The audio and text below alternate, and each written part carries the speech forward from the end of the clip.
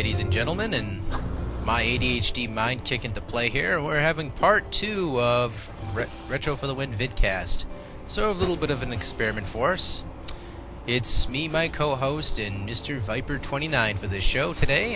Sean finally came on the show. We grabbed him. He was about to run away. We said, "No, you're not, Sean." Nah, he didn't do that. But he came on the show. I'm going to be asking him basically about the pawn shops he ever visited.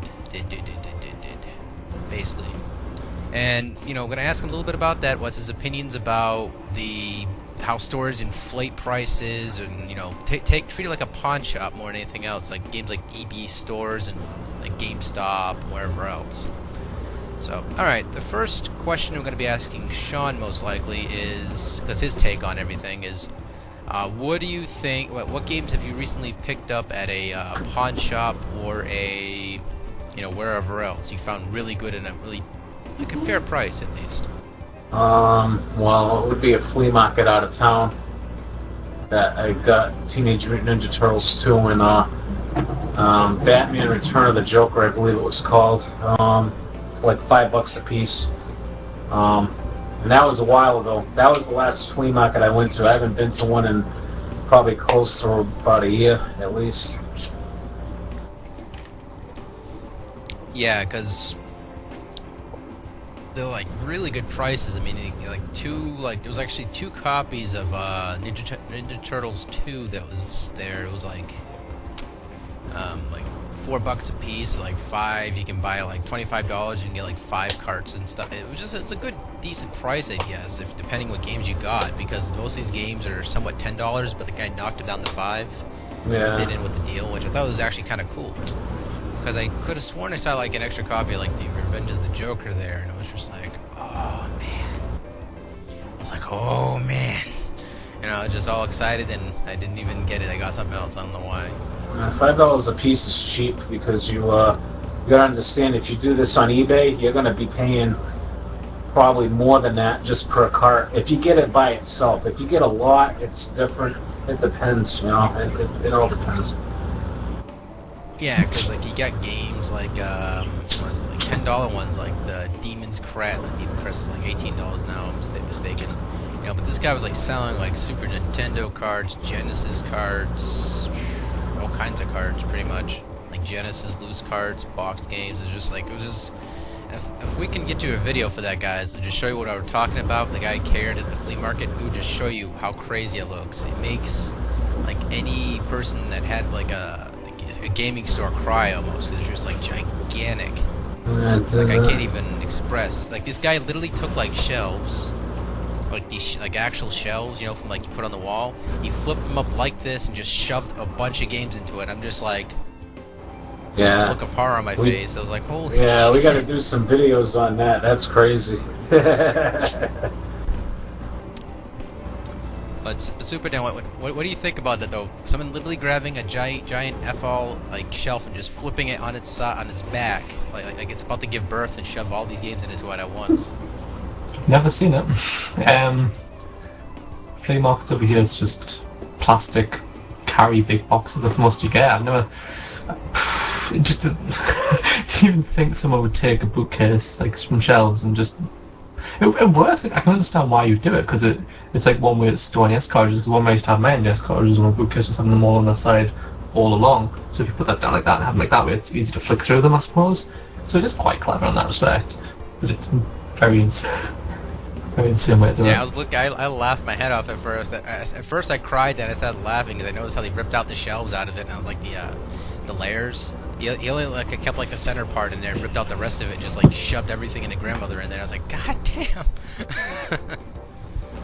But you know, it's crazy. But all right, the next thing we wanted to discuss with Sean here, or Viper29 here, is what he felt about how EB Games and GameStop like charges like the top price for games like Twilight Princess, you know, most of the semi-rare games like for these older gen consoles, still, you know, licensed inside their store. Yeah. Like what do you think about it? Like, do you disgusted about it? Are you like, well, someone's trying to make a quick buck off of it? Oh. Well, of course, because eBay does the same thing. You go on eBay, it's You know, they're trying to match eBay's prices. That's what it is. That's exactly what it is. And now we can't get cheap games anymore because of what they're doing. They're, you know, it's like, where do you go? I mean, where do you go besides Amazon? You know? Yeah, and it's like Amazon, you get other stores out there. It's just like, you know, you gotta like really search for like a really good price. Unless, of course, you go to like a play and trade. Like a lot of people on YouTube go on play and trade. Look at this guy over here. he's like, I get some good prices. Ha ha ha ha. Oh, I can. I have a repertoire of sites now. All the places I compare prices to. I have the Japanese ones. I found a new Japanese site which I'll share with the pair of you after this. And I've got all my English sites where I can go through and find bargains. There's some stuff is ridiculous. I've been showing some people some sites and they've been going at some of the prices because they're not eBay prices, they're lower. They're like car boot sale, flea market prices, but online. And this is how it should be, not eBay. It's disgusting. It really is. Weird way to begin. Yeah, you were showing the the SG-1000 model, which was, I think, the Sega Master System of the UK model. I can't remember. Yeah, he was showing me this, and like I saw the price of the darn thing. I was just like, my eyes started watering. Was that the Master System? The Master System, the yeah. Model 2. Yeah. I was crying a little bit inside. I was like, what the fuck? That's the price you'd expect to find a car boot sale / flea market, so there's no difference. So, but yeah, to find games like that sort of prices, and the games start at like £1 upwards. But yeah. But what can I say? eBay is just beyond ridiculous now. I mean, I'll even go to Amazon now myself because you can get stuff cheaper on Amazon than you can on eBay, but Amazon's not too great either anymore, I've noticed. But at least in America you've got half.com. We don't have that. Yeah, I mean, it's just like you gotta look on all these websites and you gotta like, you know, it's just like you gotta swap between which specific games you want to grab. I mean, even some of the games like Mega Man, it's like Mega Man went up to like freaking $20. I'm like thinking, how the hell did that get so expensive? Demand. Because it's just like the game. I mean, yeah, by demand, but again, it's just like, holy crap, the game wasn't that amazing. I mean, the other games that came out for it additionally had more to them. They had more, you know. Granted, it got a little bland towards the end, but it was just like, I don't understand how the hell that game jumped up so damn fast. I mean, someone did a review or something for it, and they were like, Mega Man? You know, it was just like Zombie Nation as well. Like, that game went up freaking sky high. Yeah, that game was like $1 the other day. But with Mega Man, though, Mega Man was a new IP at the time, so I'm presuming not as many carts were made of Mega Man 1 as there were of 2 and 3, because they were the sequels, and they expected Nintendo to sell more. Presumably, and since 2 is held with high regard, there does seem to be a lot more number 2 in circulation, at least over here. But we only got 1 to 4, so 3 and 4 are the expensive ones over here. Silence! So, Sean, what are your take on it? Well, I think the reason why Mega Man is so high, well, because of the new Mega Mans that are out. And people are curious, you know, and especially new players, you know, they want to see the old stuff, you know, the very first one, part 2, 3, whatever, and that's the reason why the prices go up, is because of, you know, part 9 and 10, which, you know, I think 9 came out last year and 10 this year. I think it was this year. I'm not positive, but I haven't tried 10. Yeah, this year. All right, yeah. But that's the main reason why. I mean, it's because people want it. They want to see more, you know. I wonder if it's because people want to start from the beginning. Yeah, that's probably what it is. They want to see how it all began. Although surprisingly, the PSP remake was actually pretty good as well. So if you can't get a hold of the NES version, just grab the PSP remake. It's got 2 extra Robot Masters in it as well, so it's quite good. Oil Slick Man and Butt Plug Man. Probably. I can't remember the names. Yeah, probably. Butt Plug Man. Terrible. Seriously, the extra master they had in there, he was this Oil Slick Man or whatnot. It was like such a racial metaphor.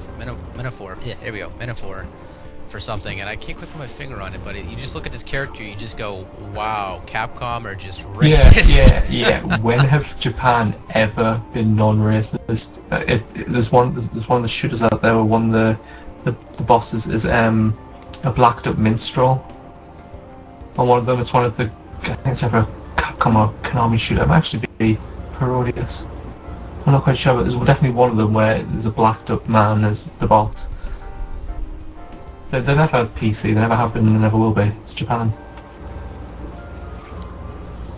And Japan just does not care at all. I mean, at first it's funny at how crazy they go in most of their games, but again, it's just like, wow. But we don't get the level of censorship that we used to anymore, thankfully, so we can have things like religion and stuff in games which we couldn't have before thanks to Nintendo of America. Or in my case, we can't have humans killing humans, so we get big gay robots for Contra. Those robots aren't that bad. But oh, it's the same game, the same gameplay, but you know it's not the same. you see Mom Spike here running around and a girl going, ah! You know, you hit once you die, like literally just die. But Yeah. alright, so the next topic is, or the next segment is basically, what do you guys feel, or how do you guys feel with the future when it comes to collecting games? Because now, like in the future, most people are just gonna like probably look back more towards retro games versus new games, because of this whole entire thing EA is trying to push at everybody else. And seeing that EA has some sort of kind of has their hands in the pocket of most of the developers out there. They're starting to notice a lot of people who played like newer games that look at older games now as a source of entertainment, because they can't quite afford $60 plus a $10 when they buy their used games. Just like it adds up over time. Like $10 supposedly for the sports titles and some other EA titles they're planning to do.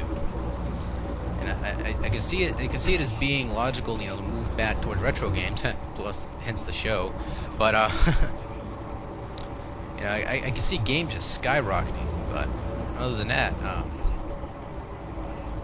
so Sean, what do you feel about EA and everything pushing all these games so high that it's almost making it impossible to collect for older games due to the fact that people are starting to collect towards older games, so now the demand is starting to go up. Oh man, you just lost me. I'm good at that. No. I'm gonna... Super down. Yeah, let me listen to him first and I'll get back to you. Well, the way I kind of started to build a point in my head as you were just talking, the video game market, I think, in the future is going to be weird, because I think that things like the NES and the Atari VCS are going to lose value dramatically, because once our generation not so much dies off, but gets past the point where we count, we're in the 60s and 70s and 80s and we've still got this stuff lying around, will people in their 30s and 30s and 20s and 30s at that time want to play stuff that was made before they were even born? Like 20, 30 years before they were even born, maybe 30, 40 years before they were even born, will they want to play that? That's the big question. It's like, will video games have evolved to a point where it's more like the Star Trek holodeck and it's more like a super 3D interactive experience, and nobody will give two shits about like stuff like Super Mario Brothers, or when you can actually go and run and jump with Super Mario in this 3D world? Would you want anybody care about playing this little pixely character, this such primitive piece that you have no nostalgia for, no memory of? Will it just be like a history sort of thing, or will it be that people do embrace it? It becomes part of history, and even people who have nostalgia for it play it just as a benchmark for gaming. I don't know, because games are one genre that's changing a lot in terms of gameplay and the way it works, and I honestly cannot predict how the future will be. The game prices could continue going up, but the market currently as it's standing is not maintainable, and something will happen. I'm done.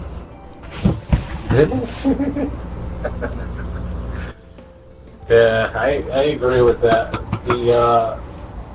I actually can't even think of it that way. I mean, never thought of it that way. I'm trying to get the toilet paper out of my mouth. Just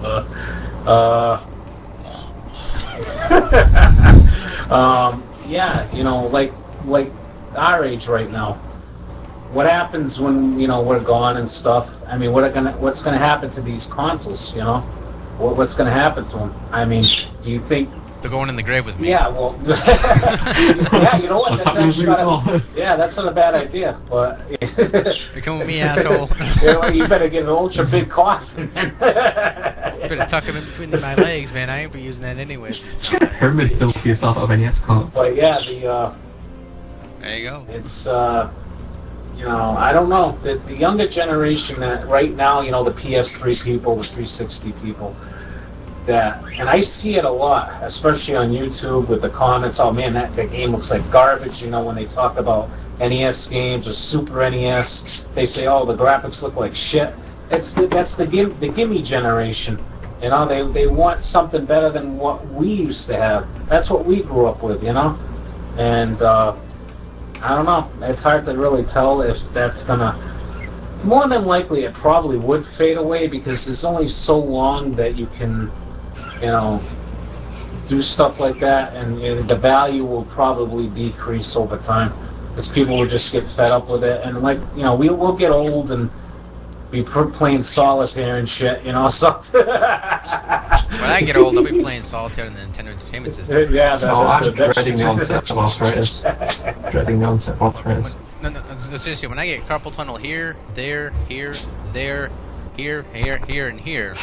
Don't keep the mental image, guys. Do not keep just think of fat hippos jumping in the wilderness. You'll be safe.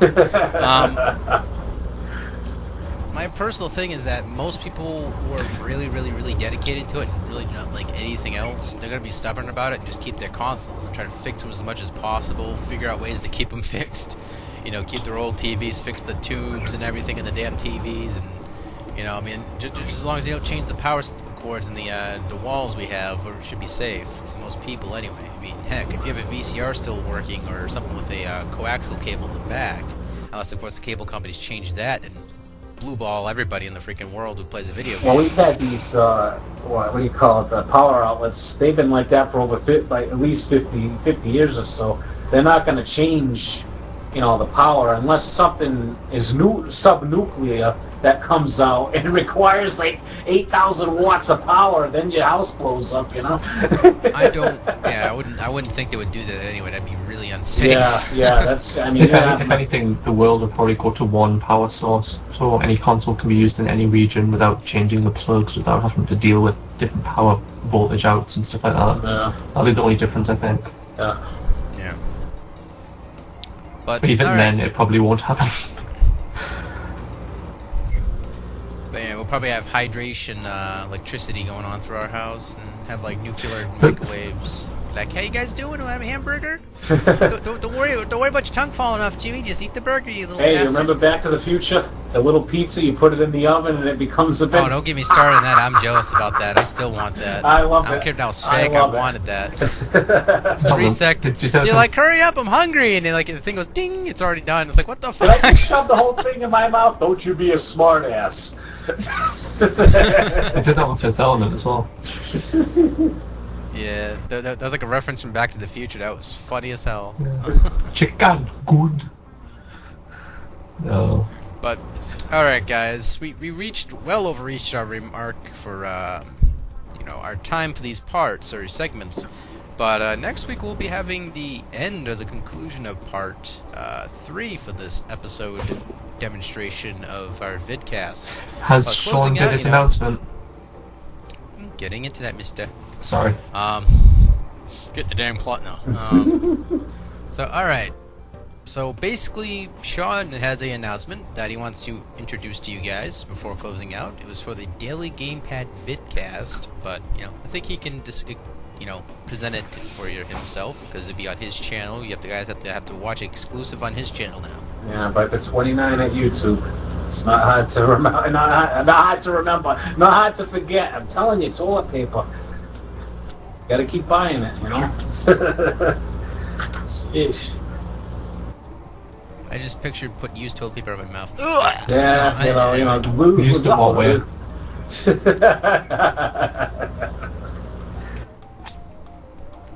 But, alright. Long story short, there is going to be a vidcast for the Total Game... Gamer. Uh-oh. That boat is burned already. Alright. Daily Gamepad. There we go. Sorry, guys who like the Daily Total Gamer. It was a cool website for what it was. The Daily Gamepad, is going to be having a vidcast coming out pretty soon. It's going to be like a 10-minute show. We're just going to talk about one topic, one game, it's going to be just about anything, so it's going to be very open to whatever. So, you guys are definitely going to have to tune into Viper29. I'm going to be a co-host with Sean, so that way, you know, someone has to record the damn things. Anyway, alright. I'm going to be closing out by saying thank you guys very much for listening in, and as for yourselves, remember one thing. If you see used toilet paper on your bed, I was there. So take it easy, folks. Thank you guys so much for tuning in.